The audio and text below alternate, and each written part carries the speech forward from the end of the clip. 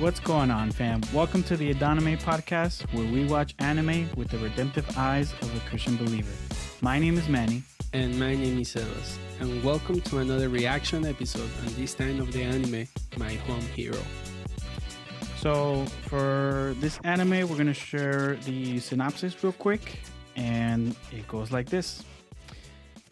Tetsuo Tosu never expected his daughter, Reika, to be a victim of domestic violence. Suspecting that her Yakuza boyfriend, Nobuto Matori, is the perpetrator, Tetsuo decides to investigate him and his associates. But as he searches for evidence at Reika's apartment, the father learns that his daughter is not the first victim and that a worse fate awaits her. When he is discovered by Nobuto, Tetsuo ends up killing him in the ensuing fight. Assisted by his wife, Tetsuo hides the body in fear of retaliation from the Yakuza. To add to the misfortune of the Tosu family, Nobuto happens to be the son of the mafia's head. Considered to be prime suspects behind Nobuto's disappearance, Tetsuo and his wife will have to deploy all their ingenuity to protect their daughter from the Yakuza and their ruthless investigation. Sebas, can you share with us the rating for the anime real quick? Absolutely, Manny. And the rating for this anime is rated R, which means 17 plus. Now, what will you say, Manny? Is this a good rating for this anime? Well, considering the fact that we've only seen just the first episode, I would say yes. There is murder, there is a lot of scheming, a crime investigation, and it looks like it's headed towards a pretty R-rated show. So yeah, I would say so. I agree with you. We also have to be careful with the language. Yeah, the language too. Yeah, blood, violence, you can see all this. And the thing with this anime is that it's so realistic that it is scary how realistic it is. Yeah, for sure. So on that point, I agree with you. R is the perfect rate for it. Yeah, so far. So Sebas, tell us what your reaction is to the first episode of My Home Hero. Tell us your hopes and dreams for this anime. What do you think of it? First impressions? Do you think there's any lessons that we could learn from as Christians? Go ahead. You have the floor. Well, when I saw this anime, I was like, wow. This looks like my country. Your country? Oh, with the mafia and... Yeah, like in Colombia with the guerrillas, narcos and stuff. I was like, wow, this feels so familiar in a certain way. A little too close to home. That's why it's called My Home Hero. Wow. It got too close to my home. Oh my gosh. But at a certain point, when I saw that, I kind of felt like, okay, this is a good anime that people that live in countries in which the violence is big, like mine, we can feel related to. I don't know if that's a good thing or a bad thing. I mean, I guess it is what it is. Yeah, it is what it is. It's not bad. We have to remember that we live on a fallen world. And part of that is, hey, we'll be living in countries or situations like this. So for that reason, we have to have something that keeps us grounded to the truth and to what God likes, what brings honor and glory to God. So we have to be careful with that. Yeah. But at this point, I really felt like, okay, I'm back home. I think that this anime at the beginning looked pretty cool because of the mystery. And so, I've always thought that my daughter is a good person. And I love her very much. So I'm going to investigate this guy that she's been dating, and we'll see what happens. Right. The guy little by little starts uncovering some evidence about this guy Nobuto. And Tetsuo ended up discovering that he has been with other girls and he has abused those other girls. Right. and that those girls could end up dead. So he's like, oh, this could happen to my daughter. I have to do something. I have to protect her. Right. At that point, I was like, wow, I have mixed feelings about this. Because up to a certain point as a father, you ask yourself, oh, well, I don't think Nobu ask, I'm sorry, Tetsuo ask himself about this. But if I will be on that position, I will be asking myself, what did I do wrong? You mean in regards to her decision to be with this guy? Yeah, because why is it that she's relating to a guy that it's in the mafia, that the guy it's beating her, and she wants to still be there for him? But I don't think she knows that he is in the mafia. Dude, I'm pretty sure she knows that he's in some sketchy business. Okay, all right. I mean, he's a sketchy guy from the start, but let's start by that. And let's not go too deep into his work, but also to the point that he's beating her and she's still there. yeah. For what we can see so far from Tetsuo and his wife, they're a pretty healthy marriage. From what we can see. I mean, From the what we whole can see so fact that far. the wife is in on it, trying to go around this whole situation and like deceive the cops and all this stuff, and it's just like, holy crap. But on the other hand, it also makes us see that they work as a team. They know how to be Terrible reasons. I mean, terrible reasons, but they are working like a team. So in a certain way, that it makes me wonder if they seem because once again, we don't know the whole reality. Sometimes we say, "Oh, this anime is so cool" at the first episode, and then we discover that, wow, this was terrible. yeah, it happens.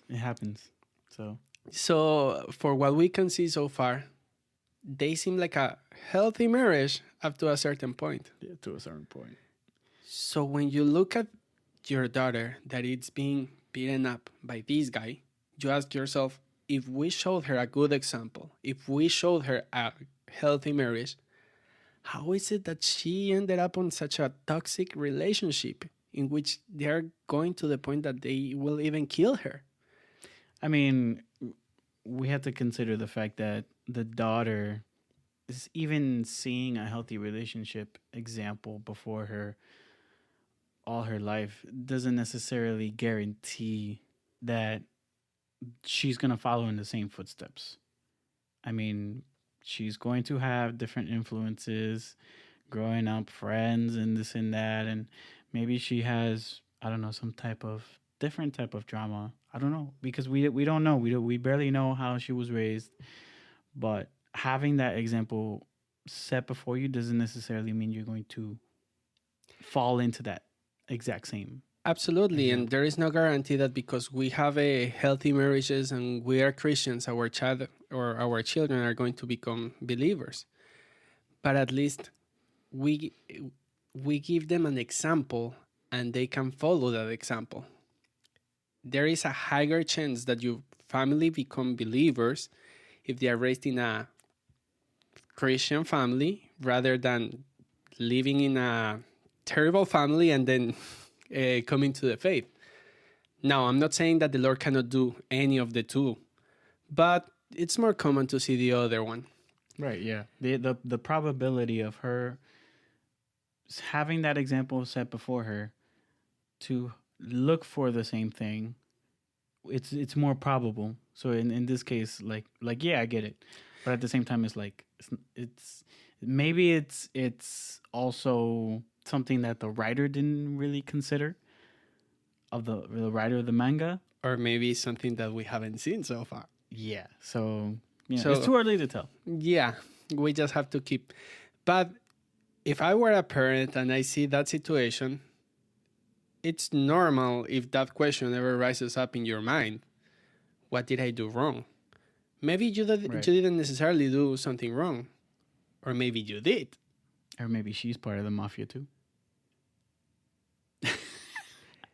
Maybe. She went a whole different route. She didn't even follow the example of her parents. She followed the example of her uncle or something. And then with more reason. Just like Spider-Man into the Spider-Verse. But then Something with like that. more reason, then you will be asking yourself, what did I do wrong? Maybe I wasn't tough enough with her, or I just didn't pay enough attention to her, or maybe I didn't raise her well. Yeah. And those are questions that could pop up. If you've been doing a good father, maybe you feel bad about it. Yeah. Now, the issue doesn't necessarily lie over there. But after he starts digging, he also discovers, okay, he got with someone from the mafia and now her life is in danger. As a parent, the felt mechanism that you're going to have is, I have to protect her. Mm-hmm. There is nothing wrong with that. Mm-hmm. I actually think that that is something good about Tetsuo. Mm-hmm. Because nowadays we see we have such a low esteem, or we have such low expectations of the role of the father, that then you are like, wow. Yeah, like the role of the father has diminished, at least with this culture, when in regards to influence to the kids when they're adults, or at least young adults, where it's just diminished and it's just about the teenagers and their friends. And like nowadays we see TV shows and movies where, at least for the younger audience, that the parents are just dopes. Like they're not there.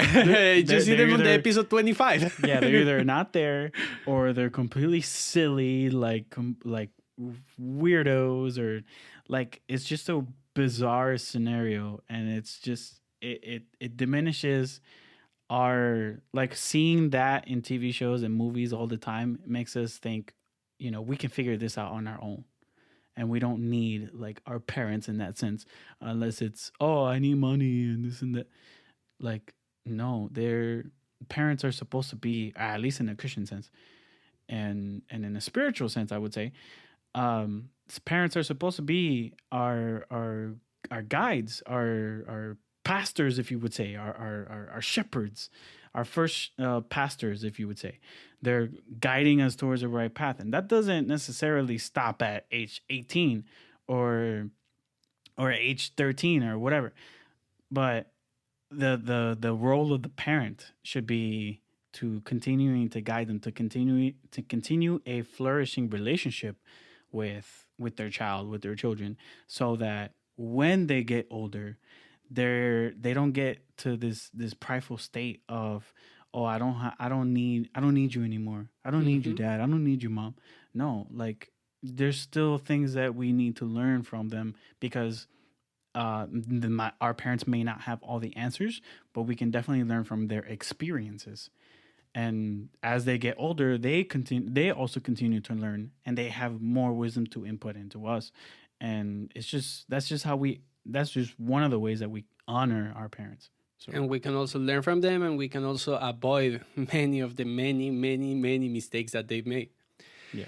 But also I will say that I like that according to Genesis, the role of the man was to protect and to provide for his family. And at least so far, that is something that we've seen Tetsuo doing. He's been providing for his family. He has a healthy family. He even when Reika was like, oh, I'm having money issues, he was like, okay, I'll help you. I'll provide for you. But then we come to the other side, and it's protecting. On the moment that he saw how this guy is treating her, of course he wants to protect her. And for that reason, he starts digging for evidence. Mm-hmm. Now, he does not only start digging for evidence, but the moment comes where he hides on the closet. Because this guy, he breaks into his daughter's apartment. Exactly. To start with.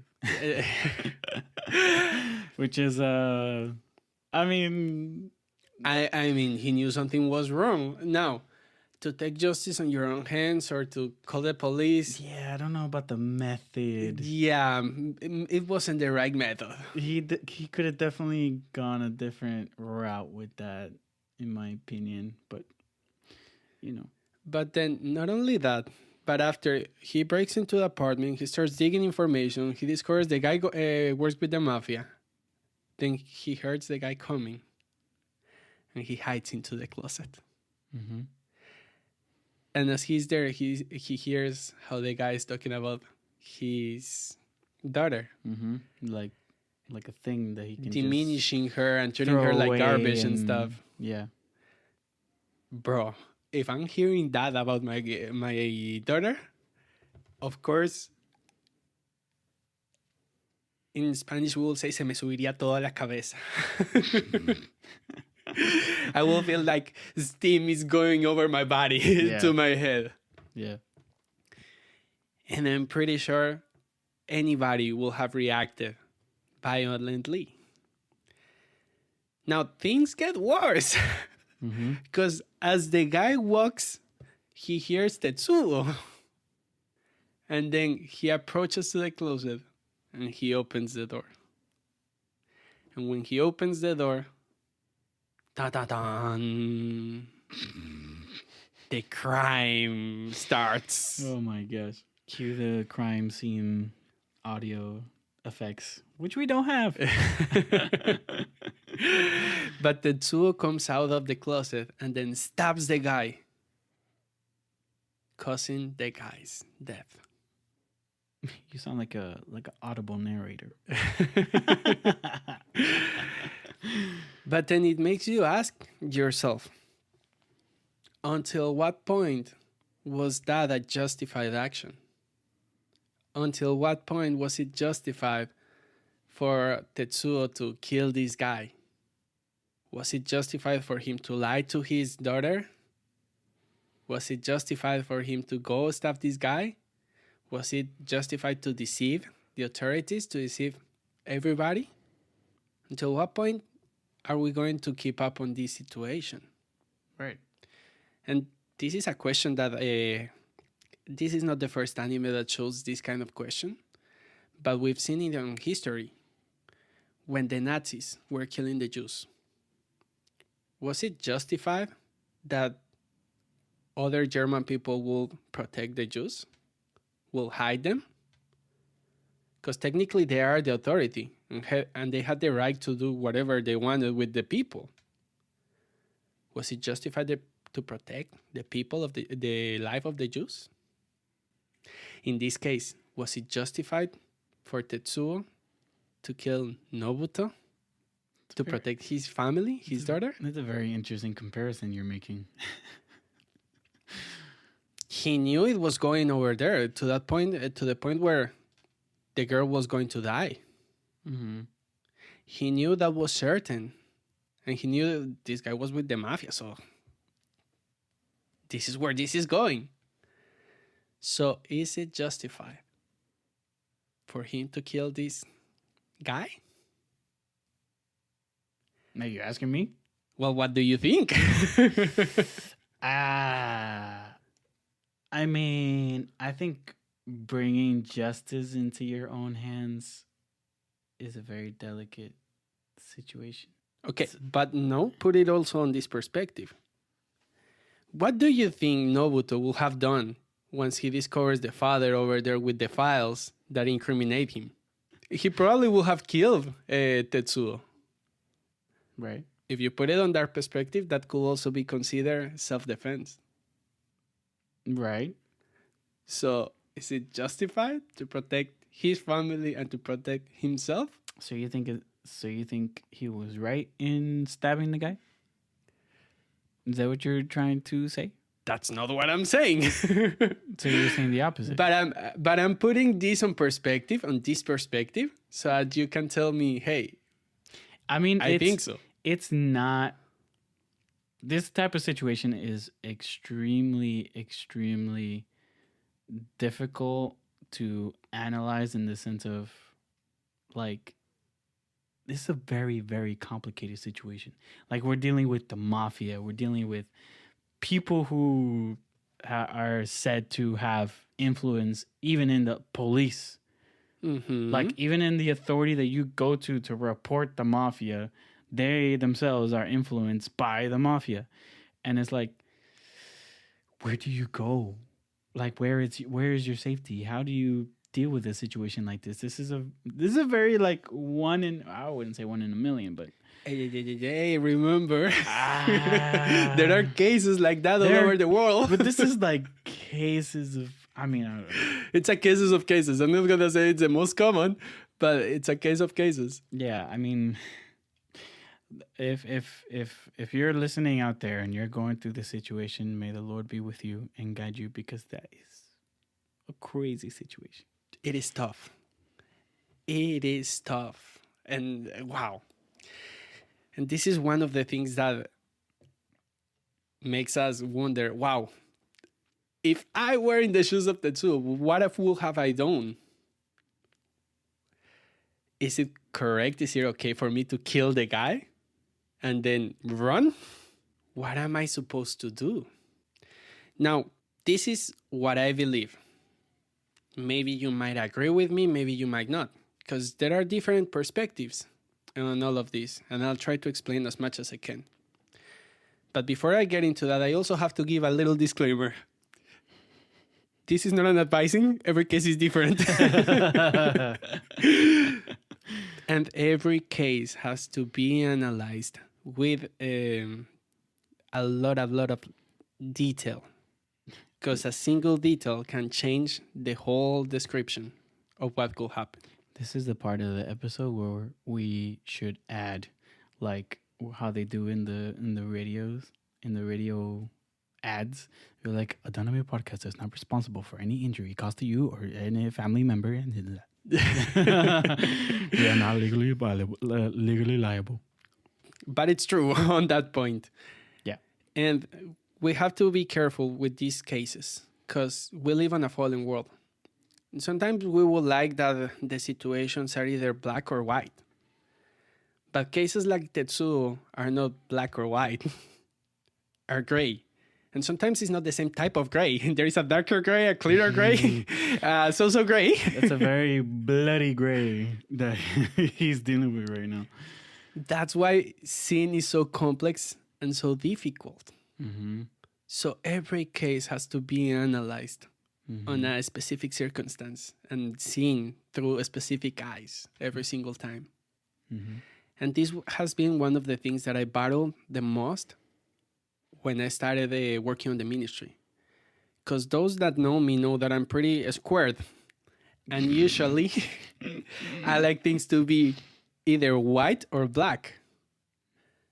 But the Lord had to put me on gray so I could start learning that there are different types of gray aside from black and white. Yeah, and those are, that comes with experience with people and life. Because growing up when you're kids, you think 2 + 2 is 4, and that's it. And you think you have that mentality of this is correct and this is wrong, and that's it. There's no gray area. But then you delve into situations like this where it's like, is it wrong? Is it right? Like, it's not that simple. And then you start growing up and you see those things and you start, the frontal lobe of your brain starts functioning, and you start to analyze and have some critical thinking and think, wow, this isn't as simple as, it's not as simple as we like it to be. We would love it to be simple. We love to have yes and no and correct and wrong. And again, it's not like every topic is like this, but there are some topics that are gray areas, and that's, we have to be very careful with, especially when we're speaking to other people about gray areas, because it's very easy to fall into that disagreement and think, oh, you're not a believer because you don't believe in that this gray topic, you don't agree with me, so you must not be a believer. But it's a great topic. It's not like a salvation issue. Yeah, and it's not something that you can just so easily consider. You have to have many things into consideration. For example, one of the topics that I usually encounter myself fighting the most is with ugh, Guns? immigration topics. Oh, immigration. Yeah. I don't know why you were going to talk about guns. I mean, But that's you wanna another talk gray about area. gangs? No, guns. Oh, guns? That's another gray area. Okay, that's another gray area. Absolutely. Yeah. But for example, with immigration, I've known many believers come to me and tell me, oh, the people that is crossing the border, they shouldn't be here. Oh, you're getting into that. I mean, it's one of the many topics that I've seen that are gray areas. Mm-hmm. Oh, they are requesting something that they shouldn't take. Oh, they are taking advantage of the system because of that. Mm-hmm. But then we also have to take many other things in consideration. Number one, it is important for a father to protect his family and to provide for them. But sometimes it is not as easy to provide for your family. Mm-hmm. And depending the circumstance in which you are, maybe sometimes it is even impossible to do it in your own country. Mm-hmm. Now, people could still say, oh, but he could have tried on different ways. But have you seen how that family has actually tried? Do you know how hard they struggled or what they've been through? Or even a man, just to put an example, even a man who's had a hard past, maybe even incarcerated or whatever, and he comes out and he's trying to live a new life, and the best thing he could do is, I don't know, work in Publix or these smaller jobs, quote unquote, but and then they get married to a woman that makes money, makes bank, and it's like they may feel like they're not a man or not a real man because they're not making enough money, or that the woman is making the bread money, and he just feels like he's like he's missing a limb, and Okay. that's a very delicate situation. Yeah, and those are topics that we have to deal depending on the circumstances, and we have to have many things in consideration. Yeah. It's not something that we can say, oh, then the guy is wrong because he's the one supposed to be the provider, so he has to make his wife quit the job. Yeah, that's unreasonable. That doesn't work that way. It does not. So with these cases, we have to be really, really specific. Now, coming back to the topic, because we've drifted a little bit. Was it okay for Tetsuo to kill Nobuto? I, Sebastian, Ospina. believe that there are many things that we have to have into consideration, and we should go to the Bible for this answer. Adonime podcast is not responsible for any injuries caused to you or a family member. Amen. Amen. So the first text that I think it will be good for us to analyze is Joshua chapter 2, verses 1 to 7. Over here in Joshua chapter 2, we have a good example of a situation that is not black or white. I'm going to put it on English. Spanish is my first language, so I usually have my Bible in Spanish. But it says like this: Rahab hides the spies. What?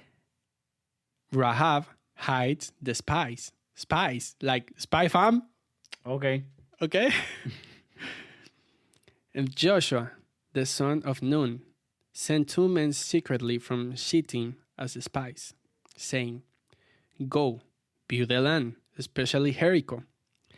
And they went and came into the house of a prostitute whose name was Rahab, and locked there. And it was told to the king of Jericho, "Behold, men of Israel have come here tonight to search out the land." Then the king of Jericho sent Rahab, saying, "Bring out the men who have come to you, who entered your house, for they have come to search out all the land." But the woman had taken the 2 men and hidden them. And she said, "True, the men came to me, but I did not know where they were from." And when the gate was about to be closed at dark, the men went out.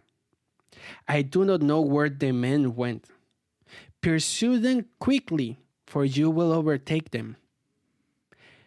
But she had brought them up to the roof and hid them with the stalks of flax that she had laid in order on the roof. So the men pursued after them on the way to the Jordan, as far as the fords, and the gate was shut as soon as the pursuers had gone out. Over here we have one circumstance that is not black or white. Mm-hmm. This woman hid some spies from Israel just so that they were not killed. Mm-hmm. And as we keep reading, we can see that the people of Israel also told her, because of this that you have done, when we conquer the land, you will be safe. Mm-hmm. It even goes to the point that when the whole wall falls down, her house is the only one standing up.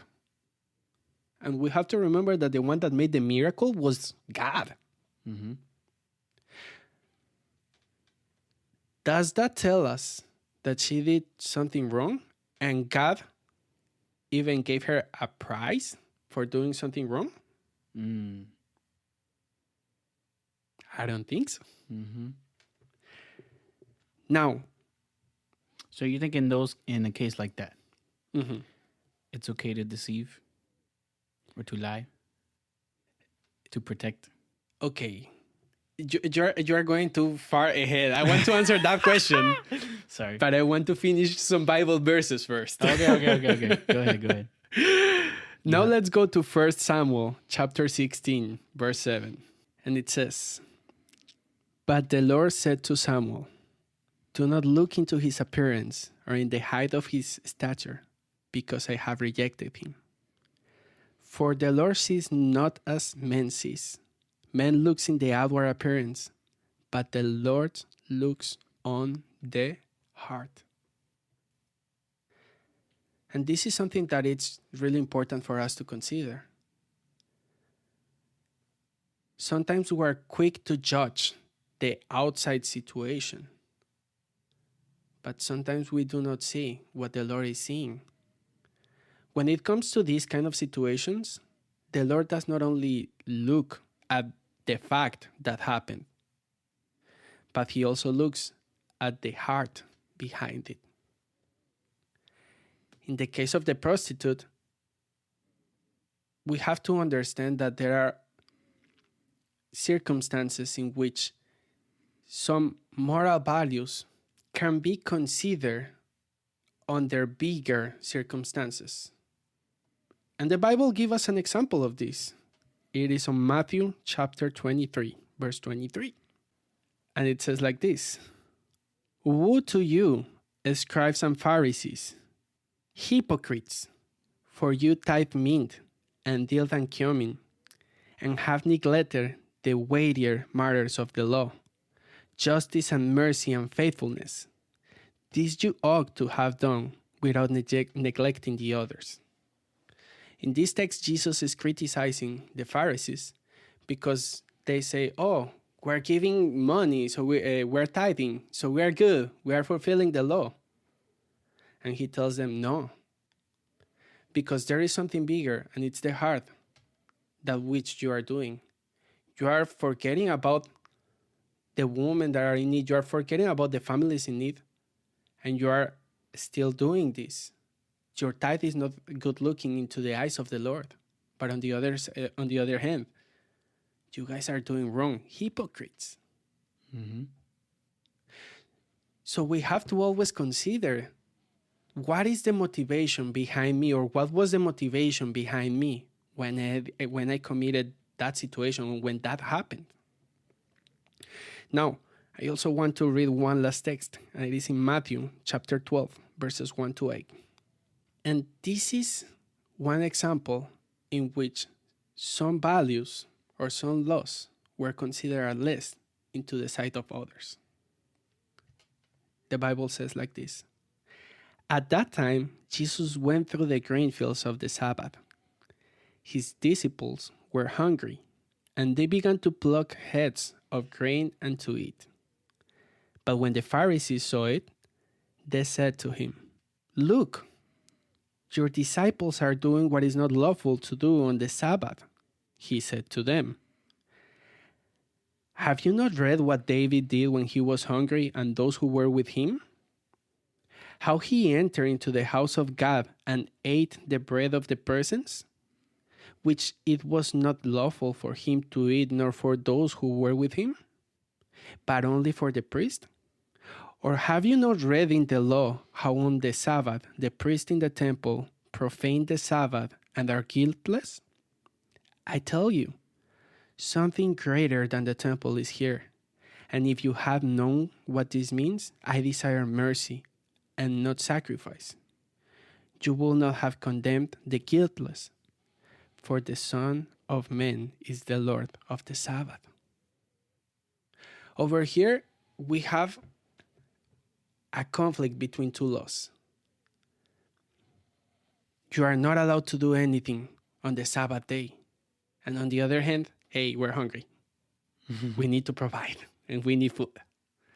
And when this situation came to Jesus, he said, "Hey, let's eat." Because Jesus was considering something bigger, the wellness of his people, rather than this law in specific. And the same thing happens over here. Yes, there is people that lie. But what is the purpose of that lie? Oh, to protect other people. So we are putting the life of the people first in the case of the Jews and the Germans. They were lying to protect the life of the Jews because we know that everybody was made into the image of God. And they as Jews, they deserve the same treatment as any other German. There was no rightful thing to do to kill them. It wasn't rightful to kill them just because they were Jews. On the other hand, they have more right to live than any other person. And now let's move back to Tetsuo. And over here we have to look at the different angles. Was it necessarily to kill at the first sight when he saw the guy? Maybe not. And it's not really a moment where you can really think about what you're going to do because your blood is pumping, your emotions are raging, and it's a do or die situation. Mm-hmm. And now when the guy comes over here and he sees him and we know that somebody is going to die at that moment. So when your life is at stake, what do you do? And in the case of Tetsuo, he defended himself. Right. Fight for your life. He fought for his life. I believe on that moment, if that was the motivation of Tetsuo, there was no sin behind it. But over here we have different possibilities and different points of view. Why do I say this? And this is something that happened to me pretty early on the ministry. I mean, not this example, but somebody disagreed with me on this example. Let's suppose a guy comes to a school and he's ready to shoot everybody. One of the teachers over there has a gun. So he points out to the killer and kills him first. Did the teacher committed a sin because he killed the killer? I would say no. You will say no. Yeah, because it's in self-defense. And that person had no right to be there with the armor, the weapons. Like, there's no... There was no need, there was no right, there's no reason. No justification. There's no justification for that. If you're there with that, you're considered a threat 100%. I agree with you. But then there comes another question. If you kill the killer, where will the killer go?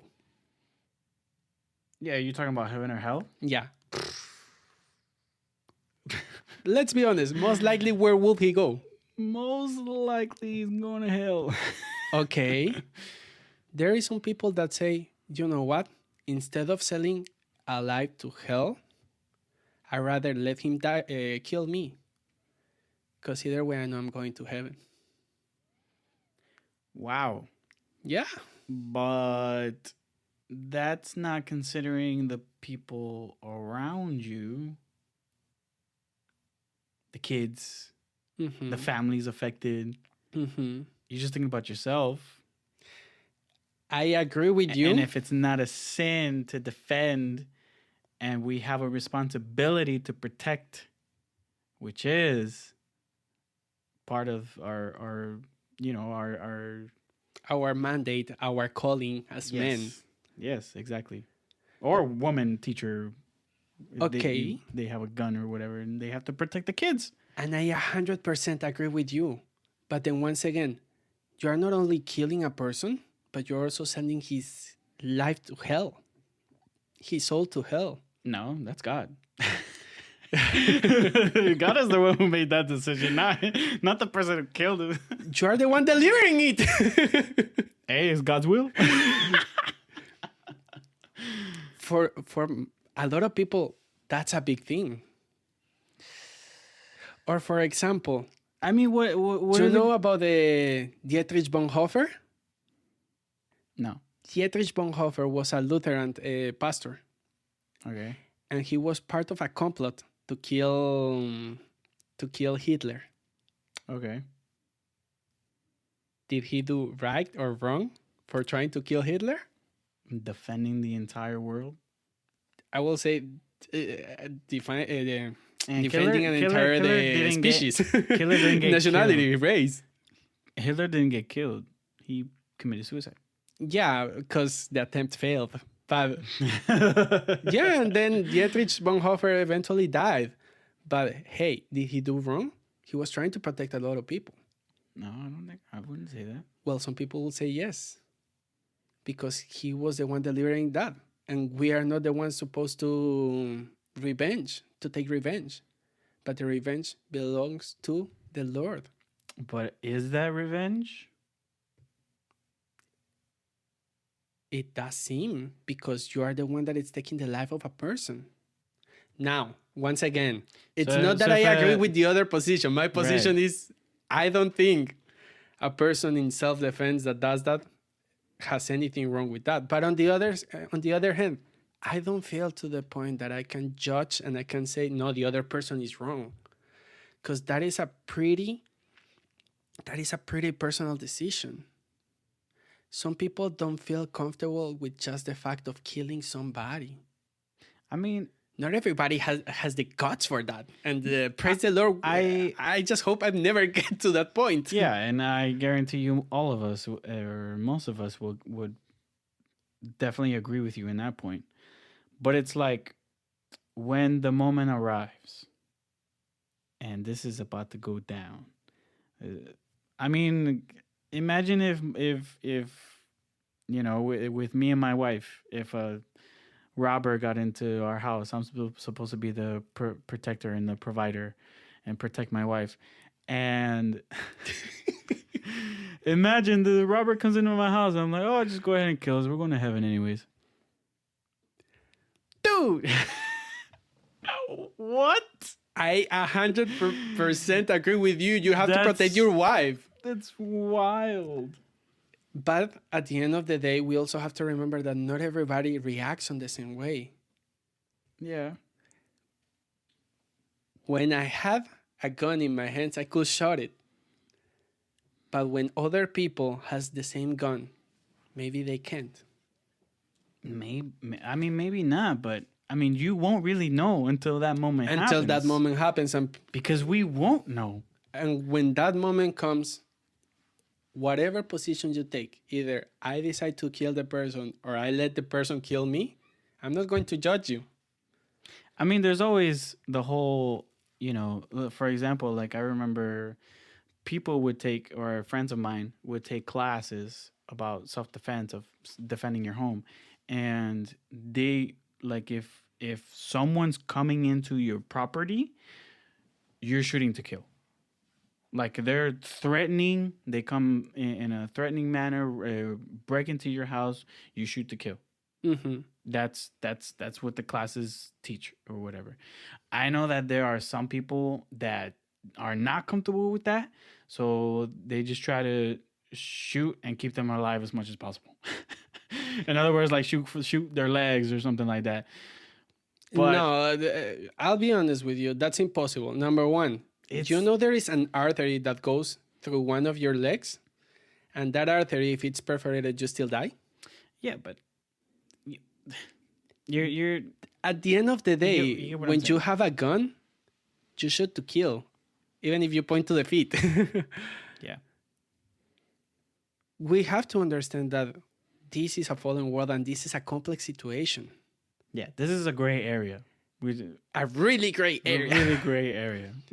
I really don't. I mean, I can understand the other side, and I don't have a gun or anything, but I definitely it's like the whole self-defense thing. Like I'm 100% for that. That's my opinion. That's your. But take. I can see like the pacifist.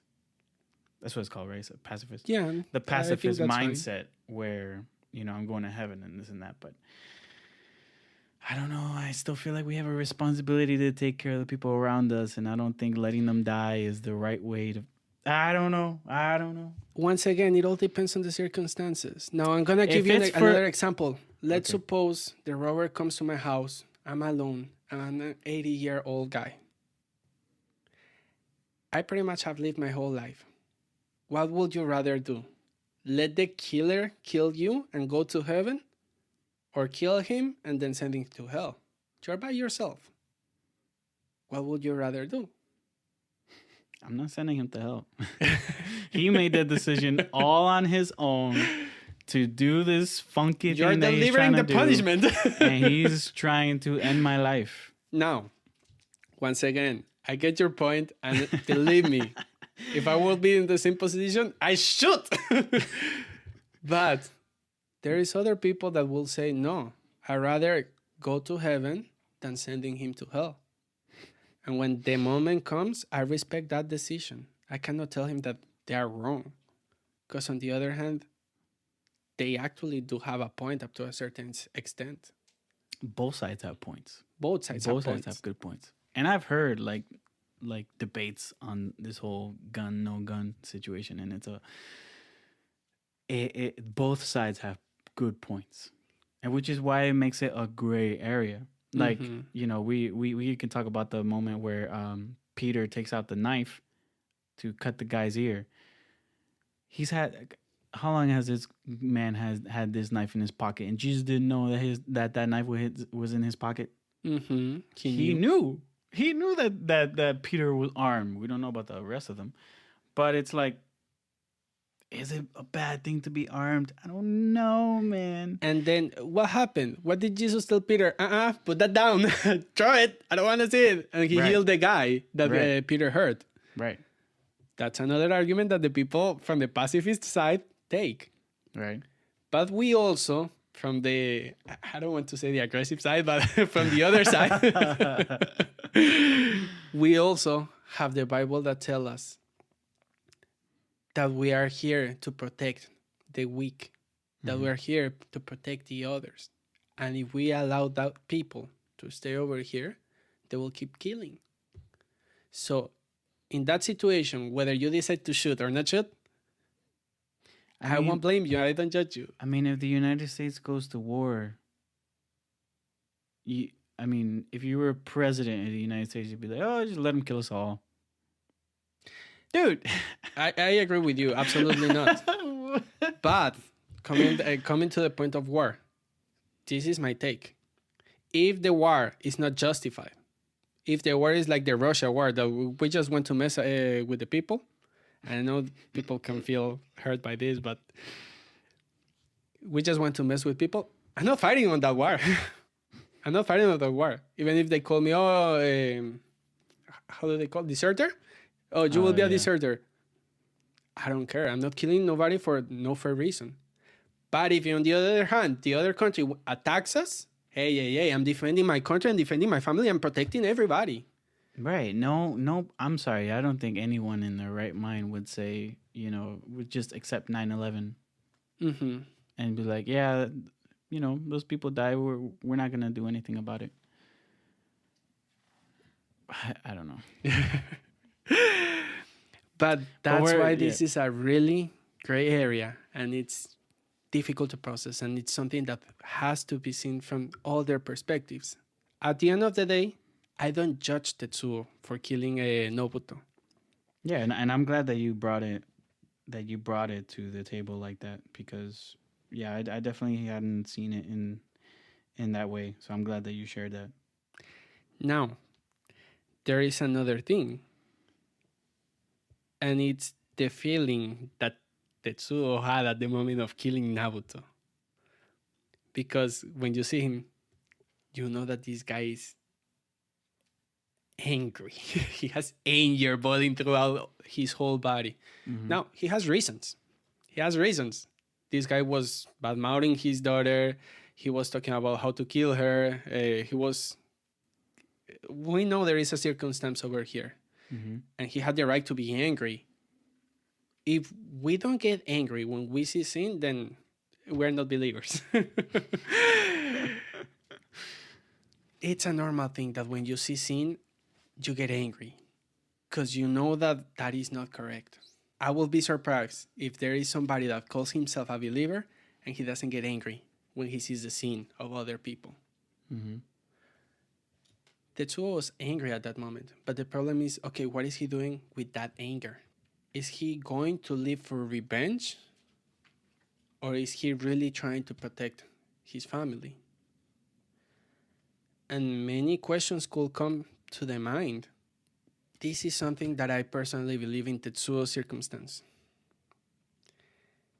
If Tetsuo stays in Japan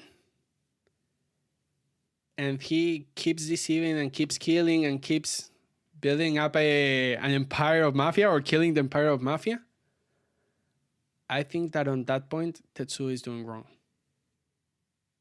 But if in the desire of Tetsuo wanting to protect his family, he decides to flee to another country, and over there he establishes himself, he asks for asylum or he gets a visa or whatever, and he starts working and creating a new life to protect his family, I would agree with Tetsuo. Yeah.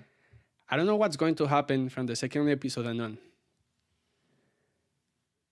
But I think over here, a problem will be with, hey, after this that just happened, what is going to be your motivation? What would you do and why would you do it? And that is something that we have to consider. Yeah. When I saw this anime, I was like, wow, this is pretty realistic. This is way back home. Yes. And it gave me good reasons to wanting to keep watching it. I personally have good expectations about it, but at the same time, they're kind of low. Because of the way that the anime is, I think he's gonna stay in Japan and he's gonna continue killing and deceiving and doing bad stuff. I don't think that is the correct thing to do. That's my take. I don't feel too comfortable. I mean, I did like how deep the story was and how they touched these topics, but I won't like, or I think I won't like how it will continue, because I don't think I will agree with the character at all. But that's just my take. What about you, Manny? What are your dreams and hopes for this anime? All right, an hour into the episode, and we're finally getting into my impressions. But this is a lot. This is a lot more than I expected on this anime, and you definitely brought a lot to the table to talk about. So, but yeah, for me, I mean, I was a little excited for this one because of the whole mystery and crime theme. I really enjoy those themes. So, I have some hopes for this one in that sense to figure out how they're gonna get out of this situation and what they're gonna do and what's gonna happen with the mafia and the girl and all this stuff. But honestly, I wouldn't say that I'm liking the main character too much, Mm-hmm. but I definitely felt conflicted. Um, when he found out that his daughter is being physically abused by her boyfriend, and that moment where he actually sees him and notices that he works for the yakuza and everything. It was like, wow, this is a crazy situation. But honestly, I don't know what I would have done if I was Tetsuo. I mean, maybe have a serious conversation with my daughter. Okay, with your daughter. I was gonna tell you. No, I not I with know the for guy. sure you're gonna kill. No, not with the guy. No, I don't know if I would have gotten to the point of breaking into her house, but I don't know. I don't think I would have done that. But or even try to move like that. That would have definitely been something I would have considered, like move, like and have my wife and my daughter move away. But you have to take into consideration that, as I see it on the story, the girl Reika, she's already a grown up technically. She's living by herself, so maybe she could tell you, "Oh, daddy, if you want to move, move yourself, but I'm staying here." Yeah, I don't know. Convince her in some type of way to move away. I don't know. But anyways, but I mean, I would say, we had already touched on this topic a little bit, but I would say, like, as a Christian parent, we should be teaching our children, with our example to them, what kind of spouses to look for. I think that we should teach them to be wise with those types of decisions, because those are life decisions, and you might end up dating some freako from the mafia, as we see from this anime and apparently in Colombia. I agree with you 100%. For that reason, hey, be careful who you're hanging out with. Yeah. And Tetsuo looks nice enough, but there seems to be some disconnection between him and the daughter. Like, like kind of like she wants to stay away from him for whatever reason. Mm-hmm. And with the first episode, we don't really get to see too much of their background. Maybe it's shame. Maybe if she feels shame for whatever reason, maybe about her boyfriend or something that she's doing that we don't know about, which is why she's with the mafia guy. We don't know. And if it is, I think as a parent, we should try to teach our children from young ages to that they can come to us with anything, to tell us anything, to tell us their secrets or whatever, their deepest, And darkest, even their not only to weaknesses. tell us about the situation, they have the right to come to us and tell us, I need help. Right. Seeking for Right. help. Yeah, seek help to us. And I this can be really challenging, and especially if we try to start that at a later age, to be more intentional with that at a later age. But you know with God, anything is possible. With I think that this situation with Tetsuo's daughter getting involved with the yakuza, it could have been avoided if she had a closer connection to her parents, because there does seem like there's some type of disconnection. They might have a great marriage or whatever, but Or it seems like a it great marriage. seems like it. But there's a disconnection, and you can see it. You can notice it.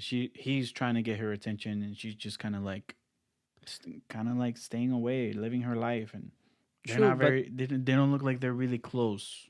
but once again, there could be many reasons why that happened. Yeah, it's up in the air. Yeah. All of it, all of it, it's up in the air. This is just pure speculation at this point. But but she would be able to detect the detect bleh. She would be able to detect the abuse before it starts and run away as soon as she sees it.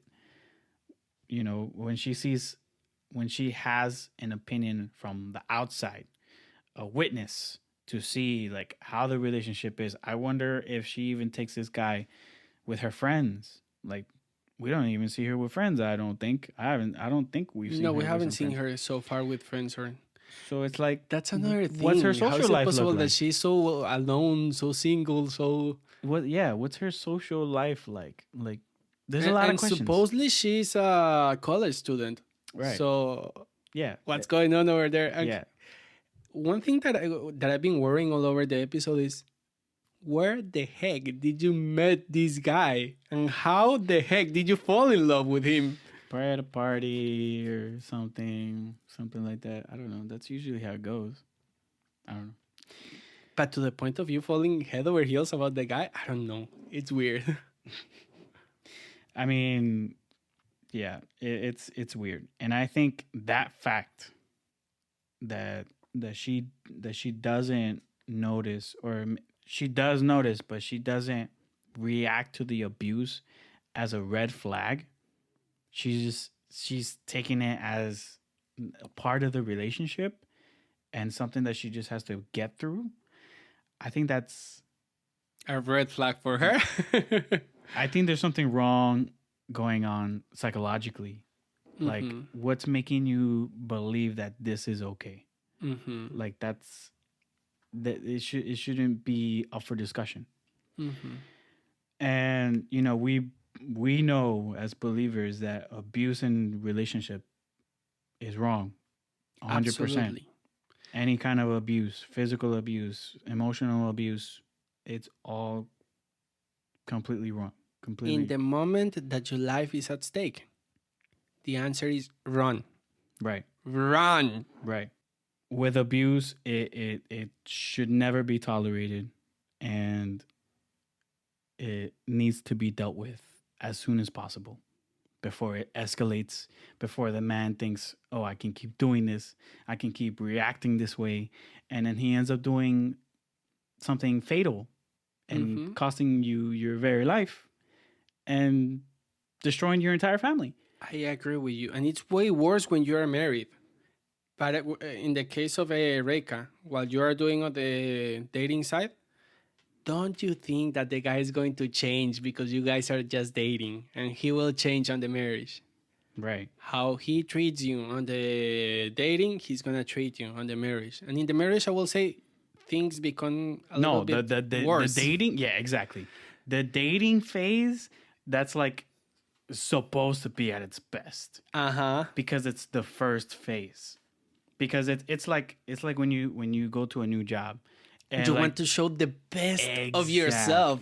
exactly. You want to present Yes. yourself as the golden coin, as the Exactly. last Coca-Cola of the desert. Exactly. And that's exactly the same thing with dating. It usually happens that way. You try to do your best, try to show your love towards them, and this and that. And in that, if you're going through the dating phase and you see abuse patterns, Run. huge red flag. Run. You need to leave because that should not be tolerated whatsoever. Whatsoever. And there shouldn't be room in your thinking for saying stuff like that, like what you said, like he's gonna change, I can change him, or he's gotten better. Those are no, you're in the dating phase and you're going through that. Mm-hmm. That's not And the no. marriage phase is going to be worse. Why? Because on the marriage phase, they feel comfortable with you. Yeah. And they'll keep showing their true colors more and more. Yeah. Once you notice, once you, your family, your friend, somebody, and even his friends or her friends, in our case as men, Mm-hmm. once they tell you something that is a red flag about the other person, you have to be careful about that as well. Yeah. Because, wow, then after you're married, you are locked over there and you have to deal with that marriage and then breaking up and then going through divorce. That's a horrible thing to go through, Yeah. especially when there is abuse. Yeah. Yeah. And in cases of marriage, I would say, the man or the woman, whoever's doing the abuse, they need to be held accountable and pay for their actions, whether it's jail time or whatever that may be, whatever discipline that it is. And, especially if it becomes a pattern, and you're a believer, I would seek help from the authority from your church. If they go to the same church and they're showing signs of abuse, that needs to be dealt with. You need to get counseling, and that person should be disciplined and harshly, because you're a believer, or quote unquote, and you have abuse patterns of abuse. Even if that even means that he has to leave the house for a period of time until he proves that he can deal with his own sin, I will 100% agree with that. Yeah. You cannot keep living with a guy that it's pointing towards killing you. Yeah. Because you won't feel safe in that home. Not for you, not for the kids. I mean, the whole family is at stake. And you can't take those types of risks. I agree. So, in these types of situations, they're tough, and there are sadly lots of people that do go through these situations, even believers. And that's when we seek the authority, we go to the authority, we ask for counseling, we ask for separation or whatever it may be, so that they can get some help. And we need to be on our knees and pray to our God and ask him for his guidance, because these situations are really sensitive and really difficult. And but we have a God who sympathizes with our sufferings, and through the sufferings we can grow closer to him. And in that sense, if we can take it in that sense, we can bring glory to God even through the craziness that happens in our lives. And on that note, I mean, the outcome of this situation in the anime has me really curious as to what's going to happen next. And we didn't get too much background stories for these characters. We did get a little bit, but now that Tetsuo has murdered this man and the wife is in on it, I'm not sure how they're going to deal with this. And I hope that there will be lessons that we can learn in the anime about getting help, about protecting your loved ones the right way, and making a wise decision in difficult situations, especially after you've made mistakes. Mm-hmm. And I'm not necessarily saying that him killing the guy is a mistake, but it's definitely an event that's gonna have consequences whether we like it or not. Yeah, surely there will be consequences further. And I'm very curious to see how my home hero deals with the consequences that are supposed on for something this serious. Exactly. So I have some hopes for the anime. I mean, I'm not too crazy about it, but I really want to see what happens. I'm into the mystery. I'm into the crime. This is crazy. This is wild. There's a lot of stuff that we've already talked about, and it's only a reaction video. Imagine when we have the flag episode. review. Yeah. So yeah, that was my take on it. It was my take. All right. Yeah. So there you have it. We have I'm not going to say great, but we have a good amount of hopes and dreams for this anime. Yeah. And hopefully we'll get to see more as the season goes on. Yeah. So thank you guys for listening. We'll catch you on the next one. Peace. God bless. Bye. Thank you guys so much for joining us on this episode of the Adonime podcast. Don't forget to subscribe and leave us a rating. You can also follow us on Instagram and Twitter at Adonime Podcast. Until next time, grace and peace.